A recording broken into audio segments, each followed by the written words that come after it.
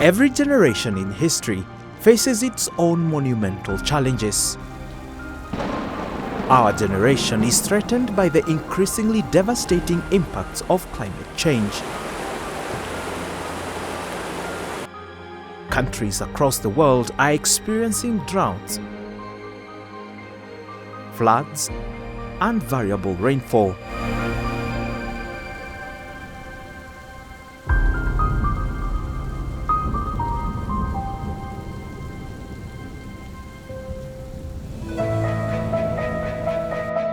The Kenya Climate Smart Agriculture Project KSAP, jointly funded by the Government of Kenya and the World Bank, has spent billions of shillings on sub-projects and micro-projects, increasing agricultural productivity and enhancing resilience to climate change risks in targeted smallholder farming and pastoral communities across 24 counties in Kenya. It's being implemented under 5 components. And under component one of upscaling agriculture, climate smart agriculture practices, we have county investments, whereby the county investments involve infrastructural work on water-related investments. The water investments are for support of agricultural productivity in both in livestock and crop production.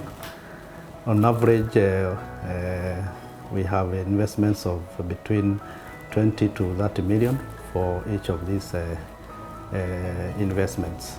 Sustaining these investments is essential for enhancing food security and sustaining livelihoods, especially among members of marginalized and vulnerable groups. A good example of this is the case of Olon Tulugum in Kajiado County, most beneficiaries of whom are from the Maasai community.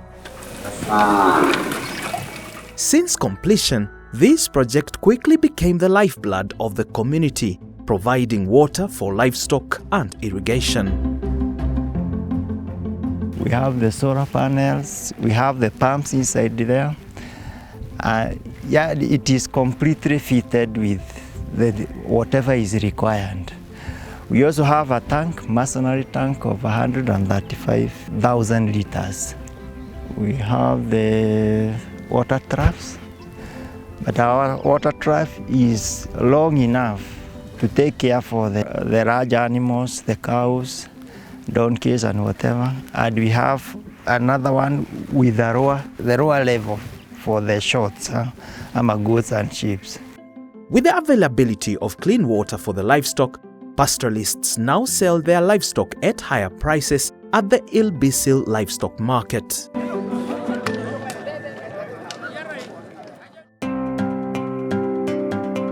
At the household level, increased agricultural production is reducing hunger and improving rural livelihoods.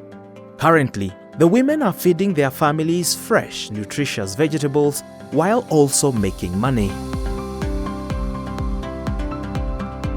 To ensure they never go back to the dark, dry past, the community adheres to bylaws drafted by the Project Management Committee. Every beneficiary is required to pay a monthly fee for the operations and maintenance of the project. Sisi kama akina mama tuko na hii mradi yetu iko hapa karibu. Tulifikiria kuweka ili tuwe tunapata pesa ambayo inaweza kutusaidia kulipa hii maji, ndio tusiwe na deni ambayo itafikia mahali tuwe tunaenda maji mbali. Tukaweka huu mradi wa mboga, unaona. Sasa tukaona hii mradi ya mboga inatusaidia sana. Sasa tukawa mapato yetu sio mabaya. They have employed security personnel to watch over the borehole and water infrastructure.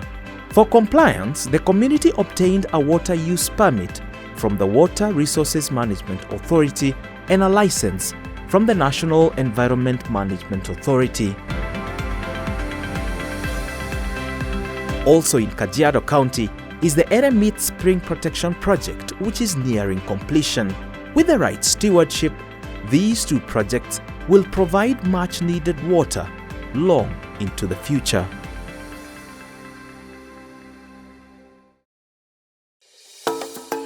Southeast of Kajiado County we find the Njoro Kubwa Canal irrigation project in Taita Taveta County. First constructed before Kenya's independence, this canal is a classic example of what happens when such projects fall into disrepair. For close to 10 years, the farmers here could not access irrigation water until the KSAP project rehabilitated the 12.5-kilometer long canal. Water now flows well from the Njoro Kubwa natural springs through the farms located in Bomeni and Bogoni wards of Taveta sub-county. A total of 8 irrigation schemes are using water from the rehabilitated canal, with a massive 3,200 hectares of land currently under irrigation, majorly for banana production.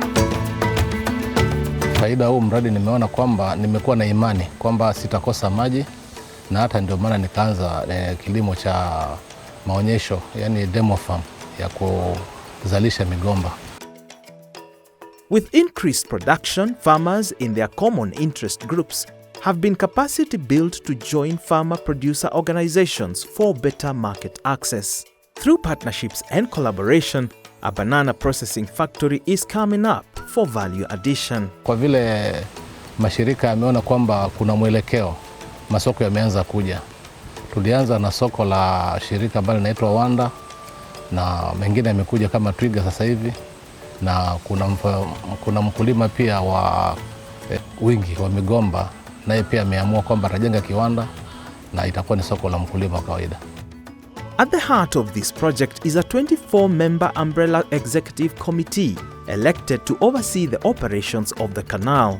The community has set aside a communal working day when beneficiaries from each scheme remove silt and weeds from the water channels.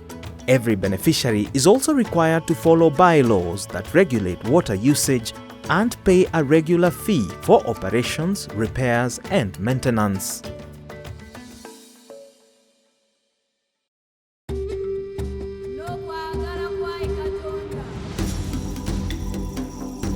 From Taita Taveta County, we head to Nyeri County in central Kenya, to the fertile slopes of the Aberdare Ranges.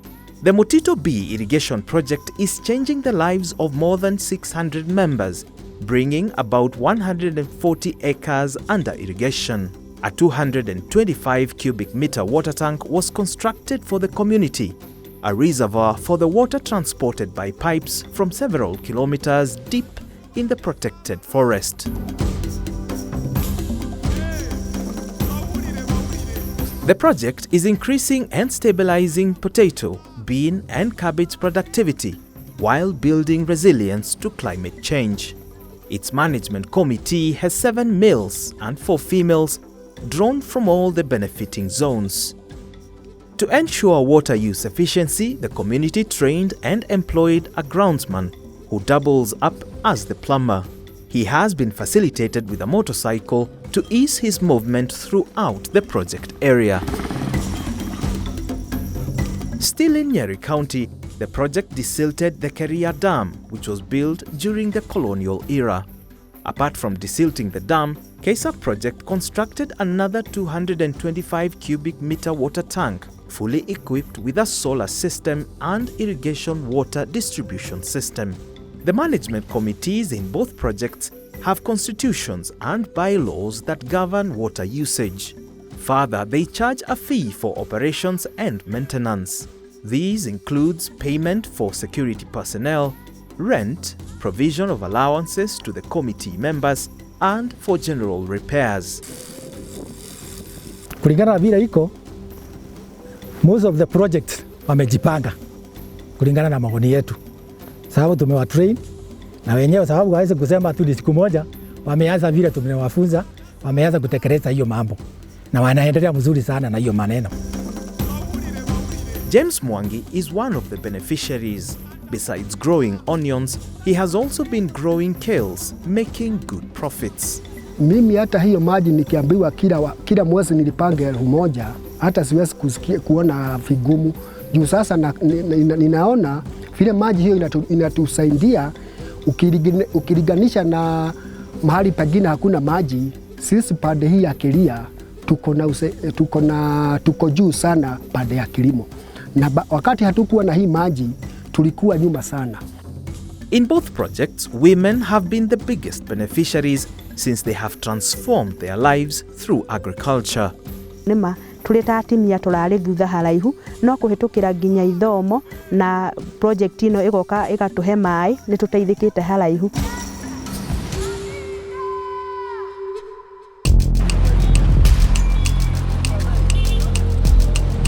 From the slopes of central Kenya, more than 500 kilometers to the east, we find the Balambala Jarajara irrigation scheme in the dry Garissa County. This scheme collapsed in 1992 after the water channel was blocked by logs and silt. Farmers lost hope in crop production and drought swept away their livestock.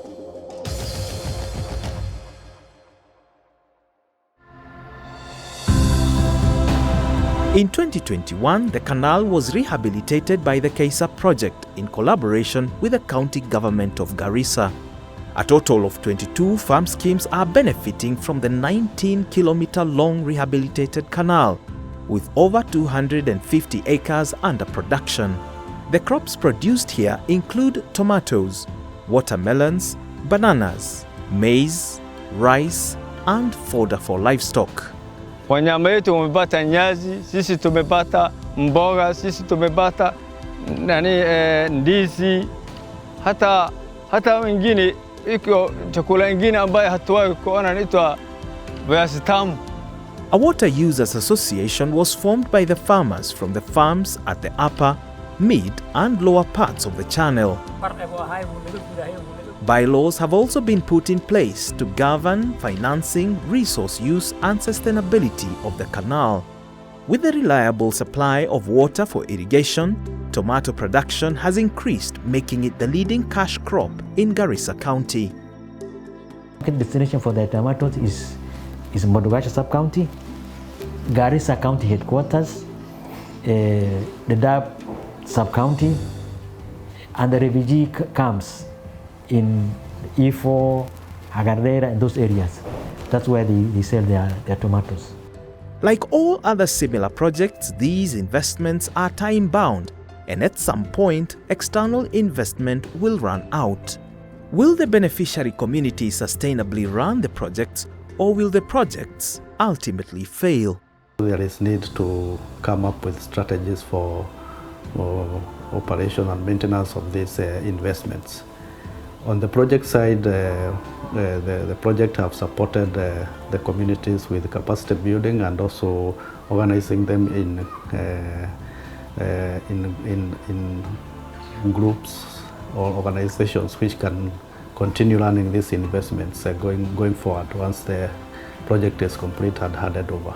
From the projects that we visited during the production of this video, we can observe that in most sustainable projects, there is a high level of awareness, involvement and ownership within the beneficiary community. There is an effective farmer organization where farmers take specific roles and responsibilities. There are affordable payments for services, maintenance and repair in the event of breakdowns, cutting down reliance on external investment. There is the institutionalization of management committees and integration of bylaws. There is continuous external technical support and peer-to-peer capacity building of community committees and beneficiaries.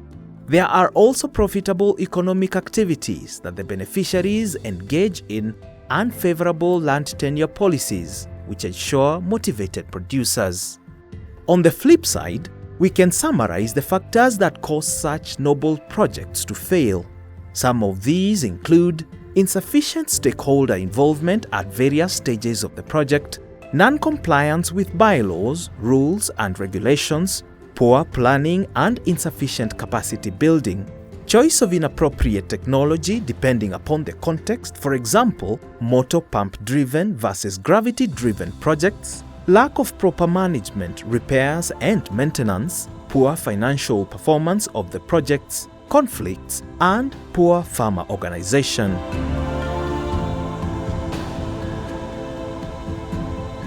Given all these challenges, it inspires hope to see farmers taking ownership, and sustainably running sub-projects and micro-projects implemented by the KSAP project. Successful projects are those that meet the needs of present and future generations.